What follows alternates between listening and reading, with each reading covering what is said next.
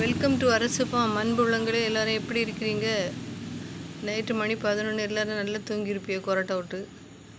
ஆனால் இந்த நாய்க்கு சவுண்டுனால எனக்கு தூக்கம் வராமல் கதவை திறந்து பார்த்தேன். ஒரே கட்டார் முட்டாருன்னு ஒரே சவுண்டு. காரணம் என்னன்னு பார்த்தா, இந்த வண்டியை சுற்றி சுற்றி சுற்றி அது மோப்பம் போட்டுக்கிட்டே இருந்தது. ஆந்தால பயந்துட்டேன். இது என்னடா இப்படி பண்ணிகிட்ருக்கு, ஒருவேளை பாம்பு வந்துட்டா அப்படின்னு நினச்சேன்.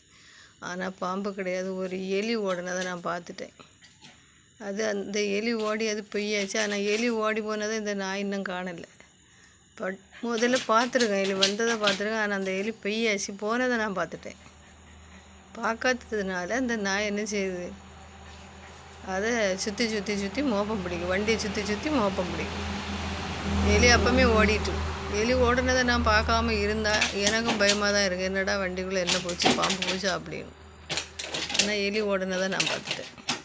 டேய், எலி ஓடிட்டு. டேய், இங்கே வா.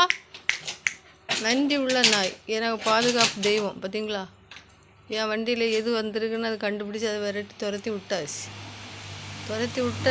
ஆனால் அது ஓடினதை, எலி ஓடினதை இந்த நாய் பார்க்காததுனால அது மறுபடியும் தேடிகிட்டே இருக்கு. பாவம். 2 ஆப்பம் போட்டேன், அதை கூட சாப்பிடலை. ஆப்பத்தையும் சாப்பிடாம போட்டுட்டு எலியை பார்க்குது. நல்ல ஒரு நன்றி உணர்வுள்ள நாய். பார்த்தீங்களா, தேடாத.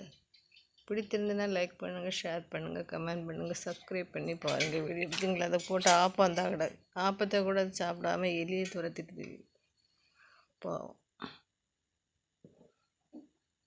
Okay, ton.